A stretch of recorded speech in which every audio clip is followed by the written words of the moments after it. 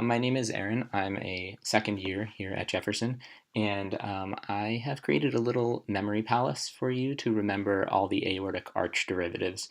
It's something that just kind of requires memorization, so I thought I would walk you through this.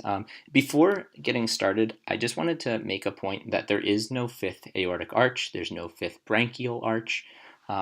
Five is just eliminated from your vocabulary when it comes to the aortic arches.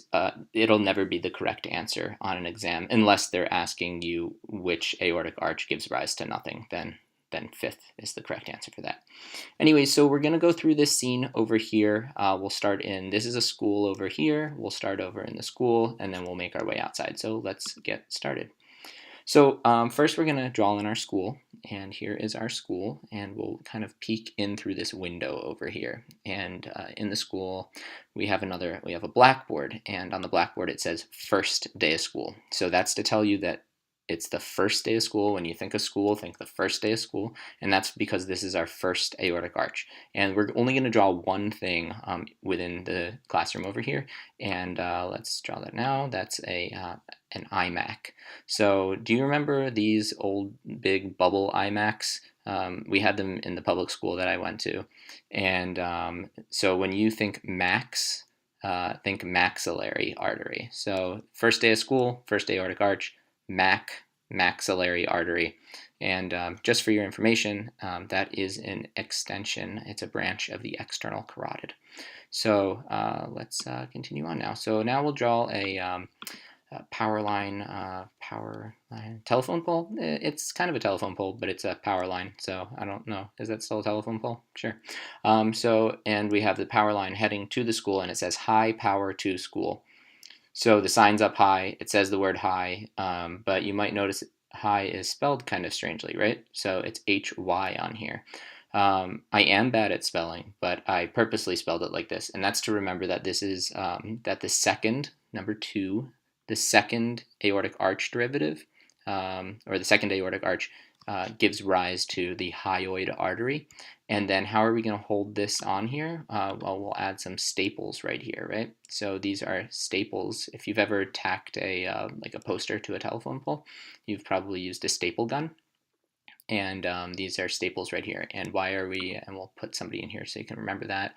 There's our little facilities manager, and he's got a little flannel shirt on. The facilities manager at my elementary school wore a flannel shirt. He was really cool. He was like one of the coolest people. He was kind of like my only friend in elementary school. But anyways, that's getting oddly personal. So let's take a look at these. Why do we have a stapler and staples? It's for stapedial artery. So hyoid artery, stapedial artery, number 2. It's right after 2 over here.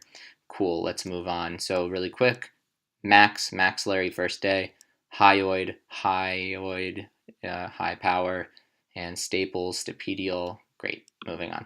So now we're drawing a little garden, and it's the 3rd grade garden. Hopefully by now you're figuring out the little theme here that 3, so 1, 2, 3. This is the 3rd aortic arch. So we're going to deal with the derivatives of the 3rd aortic arch now, and they're all going to be contained within this little box right here. So when you're thinking 3rd aortic arch, just think of the 3rd grade community garden. And why is it a community garden? And why are we growing carrots? Well, anything that deals with this is going to be carotid, right? So carrots. And so we have the common carotid, community common carotid. And then we also have the in-ground carotid, so the internal carotid. And it's going to be the proximal part of it. So we'll just add the word local on there. So local is near to you, right? Proximal is near to you. So it's the local carrots, and they're in-ground, right? Because they're a root vegetable. All right, let's move on, and let's move across the street. Just as like a quick note while we're drawing this out here, really anytime you're given a question, if it's proximal or distal, it's most likely going to be proximal when you're dealing with the aortic arch derivatives. If distal is an option, if you're torn between distal and proximal, I would go with proximal. And you could check first aid in 2018 edition. It's page 601, and you can see that there's nothing distal on there. It's all just proximal stuff. Okay, so now we're on the 4th Street side. So I had to change that. Originally, I was going to say we have subs, but then I thought of a better way to represent that. So famous Fourth Street. I'll get to that in 1 second. So famous Fourth Street Deli. That's a place in Philly. And why Fourth Street? Okay, you get it at this point. I won't explain it. So Fourth Street. It says, "Damn right, we have subs." Let's add some vegan meatballs on there. And okay, so why right? Okay, because it's on the right side. I know I kind of drew it on the left side of the screen here, but it's like patience, right?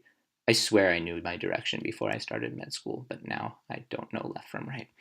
So right-sided fourth aortic arch derivative is, fourth aortic arch derivative is going to give rise to the right subclavian, and it's going to be, again, the proximal part of the right subclavian. And then on the left, I started drawing it here, finished drawing it up. We'll add a little rainbow arch here. So why a rainbow arch? Well, that's a sign of all being welcome. And because all are welcome, I think I drew this upside down. I think red's supposed to be at the bottom. It's like Roy G. Biv, but I think it goes from bottom to top. Don't know now. Okay, that's probably really unimportant to this. So all are welcome. Aortic arch. It's an arch. This is like the big one, right? What does the aortic arch derive from? The fourth aortic arch. So it says all are welcome. And this is going to be on the left side, so it's a left side derivative. So on the left, aortic arch, and on the right, the proximal part of the subclavian, and that covers 4. And then what did I say about 5? There is no 5, right? That disappears. So then we'll start adding a billboard in here, and this billboard is well, you can figure out what it's for. It says ranked in the top 6 for med schools for HSS. And then, so 6, obviously, 6th aortic arch. And then it says, plus we have DART. So on the left side of this 6th aortic arch derivative, you are going to get the ductus arteriosus, DART, ductus arteriosus. And then why did I say ranked in the top 6 med schools for HSS? Well, who's the HSS director? That would be Dr. Palm, kind of plum, palm. Yeah, that works, whatever. So Dr. Palm, he is HSS, right? So I put HSS up here, but that's kind of less important. The HSS part isn't important. What's important is that it says palm. So the 6th aortic arch gives rise to the proximal part of the pulmonary arteries. So, all right, what else? What else do I need to cover here? On the left side, it makes sense that this is on the left side, right? Because the left aortic arch coming out of the heart, it will have that, if you have a patent ductus arteriosus, that'll be a connection between the aorta and then the pulmonary circulation system. So you could think it's like the connection between 6 and 4, but it's derived from 6. So if you have a patient with a machine-like murmur, that is going to be, if they ask you what it's derived from, like which embryologic aortic arch derivative is it from, that would be from 6, the ductus arteriosus.